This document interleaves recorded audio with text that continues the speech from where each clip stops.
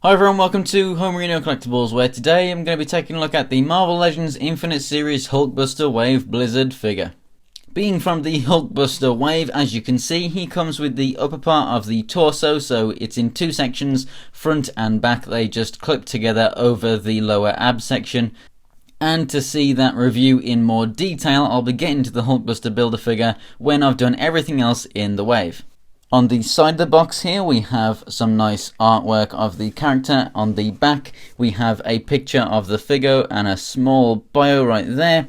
And then down here we have the rest of the wave. So I have done the Iron Man, War Machine and Thundra. So next up I'm going to be doing Vision, and there you can see the Build-A-Figure itself. So let's get this thing open and take a closer look. So as I'm just taking it out of the packaging here, I thought I would just share this with you. I have actually already opened the box, pulled it out and moved the arms around before I did this video, maybe a few days before, because the arms were packaged something like that or like that. I can't quite remember which way, but basically they were being like warped and really bent round in that position where obviously they're supposed to be packaged like so that it's just a natural bend in the elbow. So this joint was really being bent out of the way unnecessarily, so I just put them back, and as you can see they are now perfectly straight.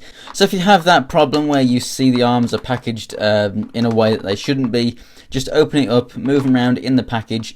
Because it's the perfect shape, it will literally just hold it there for you. You don't have to do anything, and it should solve that problem. And here we have Blizzard out of the packaging, and I really do like this figure. It's very simple, but I really do quite like it. Now, it doesn't come with any accessories, and for the most part what you see is what you get. Now, with it being just basically the Busky Cap mold pretty much, basically we are relying on a really nice paint job to really make this figure stand out from the crowd on this shelf. And it does deliver. Now, in some quality aspects, like as you can see on the head right here, this isn't perfectly centered, it's off to one side. It does have a really nice look. It has kind of a speckled, frosty kind of look if I bring it in closer. Now, whether that is literally just a bad paint job or whether it was supposed to be like that, I actually do quite like it. Now, over at the edge, obviously, you can see the poor coverage, but I do really like it. Here, though, on the white, we just have, just the molded white plastic.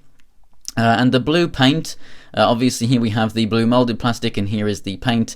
As you can see, this often happens right inside there between some of the muscles. You just have a couple of bits that aren't covered. That doesn't really matter to me too much, although it is a quality control issue that they really do need to sort out. It's not really an issue with this figure, it's an issue with basically all of their figures. So it's not something that I can complain about really with this particular figure. But as you can see, the blue matches up quite well.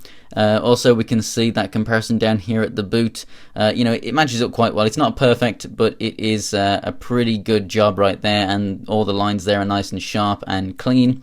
However, where this figure really shines for me, and there is no pun intended, is in the blue metallic looking molded plastic. It's kind of pearlescent. It's not really pearlescent, but it's just because it's that kind of swirly plastic, it's actually got a few different shades of blue in it. So we've got a dark navy, almost kind of purplish blue, and then we also have a lighter, more metallic kind of tealish kind of blue, and the mix of the two is just absolutely phenomenal. I really do love the look of it. It really does kind of reinvent the look of a classic looking character.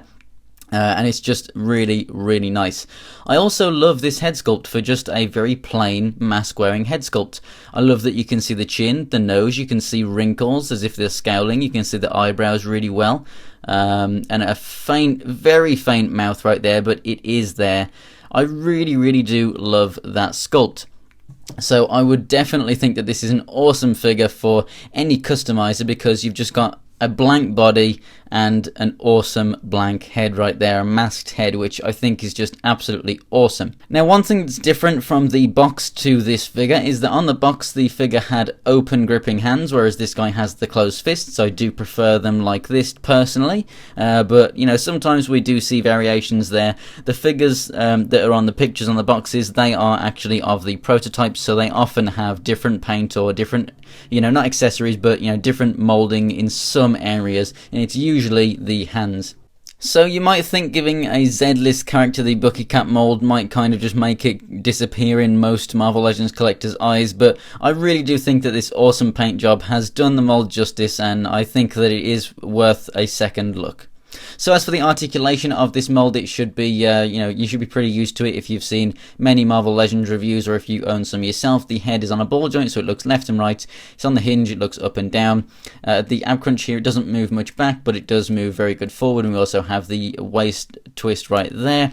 The arms are on ratchets going all the way around and up and down. We have a rotation at the upper part of the arm, double jointed elbow right there, rotation at the wrist, and the hands also go in and out. And then down at the hips, the legs can go out that far, forward very well, back a good amount, rotation at the upper part of the thigh, double jointed knees. We have a rotation down here at the top of the boot, and then the feet have really good ankle pivot, and they also move up and down. With this utilizing the Bucky Cap mold, obviously I can't do a normal comparison with a standard Captain America figure, so here is the Marvel Now Iron Man from the same wave, and also the Wolverine from the Puck Build-A-Figure wave.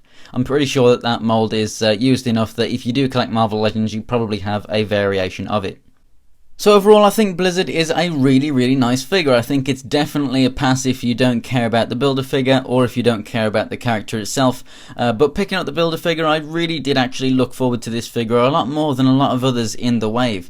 I didn't know the character at all beforehand, but it's just kind of striking. I really do love the effect of that blue plastic, and it just really appeals to me. So I definitely think you should pick it up if you like the look of it. So thanks for watching, guys. If you enjoyed the video, give it a like. If you want to see more pictures of figures from this wave and also anything else from my collection, check out my Instagram and Twitter. It's Homerino123 for both. Links are in the description below.